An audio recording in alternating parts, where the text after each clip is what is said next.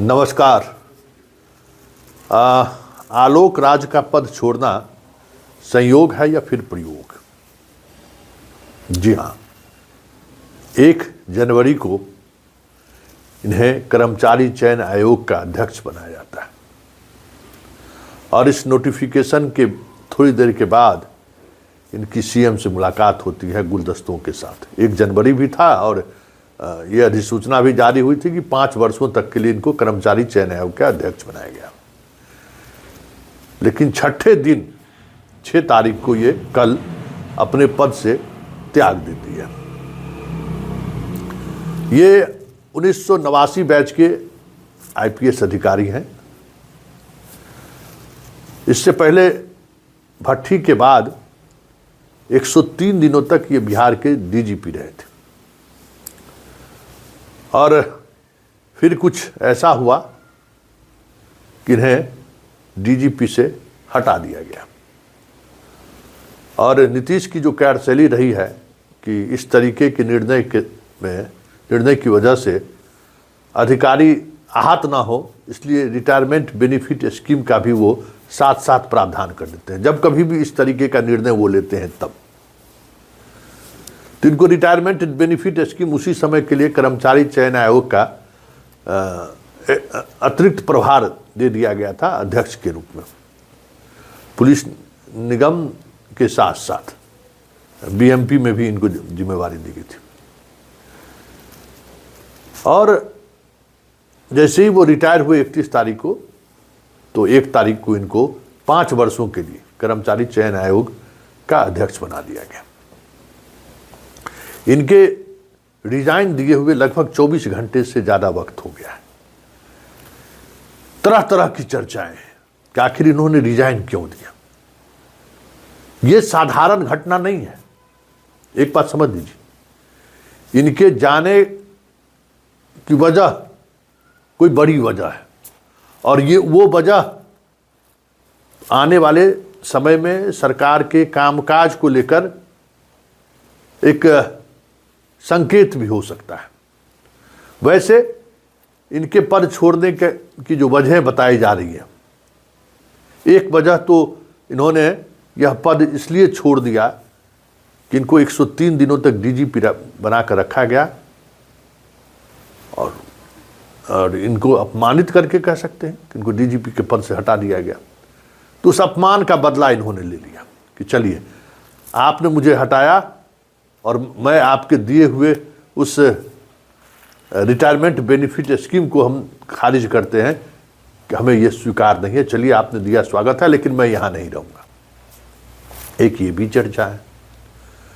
दूसरी चर्चा है कि कर्मचारी चयन आयोग में परीक्षा और परीक्षा से जुड़ी हुई जो व्यवस्थाएं हैं या वहाँ के जो स्टाफ का सेटअप है, वो सारी चीज़ें ऐसी हैं जिसमें आलोक राज जैसे मदमस्त अधिकारियों के लिए बहुत मुश्किल है समय गुजारना, क्योंकि वहाँ हर साख पर उल्लू बैठा हुआ है अपने अपने तरीके से। अगर आप पूरी तौर पर मुस्तैद नहीं रहेंगे तो पता चला कि पूरा सिटवे बेच देगा। वहाँ नालंदा और नालंदा का जो समीकरण है ना, रॉयल ब्लड का, बहुत प्रभावी है। वहाँ जो सॉल्वर गैंग का जो दबदबा है और उसमें नालंदा का जो एक अलग तरीके का एक प्रभाव है, वहाँ आप अगर कैजुअली गीत संगीत गाते हुए मस्ती करते हुए जिस तरीके का आलोक राज का तेवर है, बिंदास रहना, अपने आप में मस्त रहना, तो बहुत मुश्किल है वहाँ पे बने रहना। जेल जाने का खतरा 24 घंटा है वहाँ।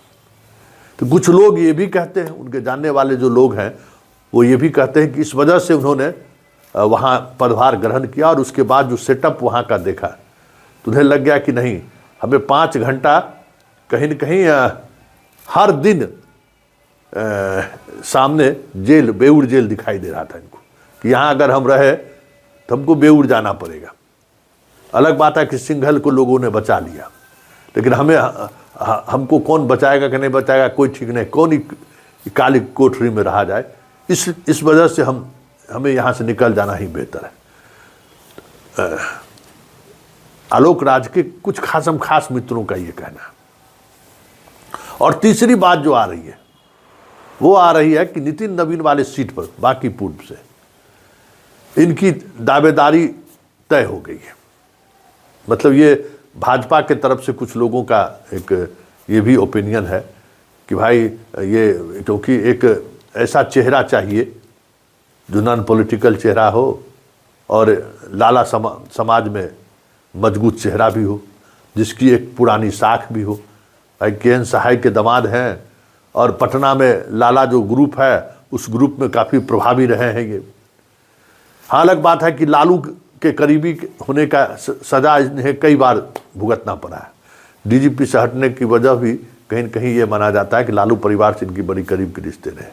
लेकिन यहाँ तो भाई 2020 का चुनाव याद है ना कि जैसे ही रिजल्ट में लगा कि लालू परिवार तेजस्वी मुख्यमंत्री बन सकता है, आज जो कई महत्वपूर्ण पदों पर जो बैठे हुए लोग हैं तो गमला लेके, फूल का गमला लेके पहुंच गए थे लालू आवास पर, फिर भी बने हुए। खैर, सवाल वो नहीं है। सवाल ये है कि ये भी कहा जा रहा है कि बांकीपुर में सीट से इनको चुनाव बीजेपी की टिकट से लड़ाया जा सकता है, इसलिए इन्होंने इस एश्योरेंस के बाद इन्होंने पद छोड़ दिया है। लेकिन चौथी बात जो बात है वो बहुत गंभीर बात है, और अगर वाकई में ये बात है तब तो समझिए कि नीतीश की सरकार अब चंद दिनों के मेहमान है। दो बात है। एक बात ये कहा जा रहा है कि आलोक राज की नियुक्ति बिना सीएम के कंसेंट को कर दिया गया। मतलब सीएम को जानकारी भी नहीं थी कि आलोक राज को कर्मचारी चयन आयोग का अध्यक्ष 5 वर्षों के लिए बना दिया गया है। और जैसे ही ये बात सामने आई उनको तुरंत पद से हटने को कहा गया। और कल मुख्यमंत्री आवास में उनकी बुलाहट हुई और उस बुलाहट के बाद 1-to-1 बातचीत हुई। हालांकि वो नंबर 2 के यहाँ भी गए, उनको कहा गया कि नंबर 2 को मना लीजिए तो आप रह सकते हैं। नंबर 2 जब कह देंगे नंबर 1 को तो फिर आपकी कुर्सी बची रह जाएगी। कहा जा रहा है कि वो नंबर 2 के यहाँ भी गए, नंबर 2 ने हाथ खड़ा कर दिया कि नहीं, इसमें हम कुछ नहीं कर सकते। तो अंततः उनको रिजाइन देना पड़ा।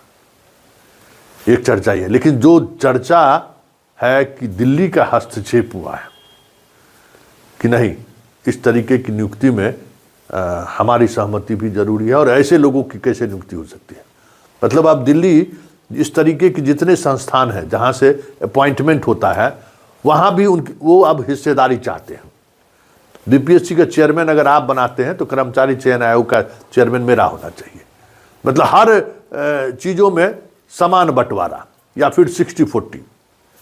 तो ये खबरें भी आ रही है और वाकई में अगर ये खबर है तो ये तय मानिए कि अब नीतीश सरकार चंद दिनों के मेहमान है, जिसकी संभावना कुछ ज़्यादा ही जताई जा रही है कि ये जो कुछ भी हुआ है उसमें दिल्ली का इंटरफेरेंस तो जरूर है। और अगर दिल्ली का इंटरफेरेंस है तो ये अब इंतजार करिए कि 14 तारीख के बाद बिहार की सियासत पर क्या प्रभाव पड़ता है और क्या क्या बदलाव होता है।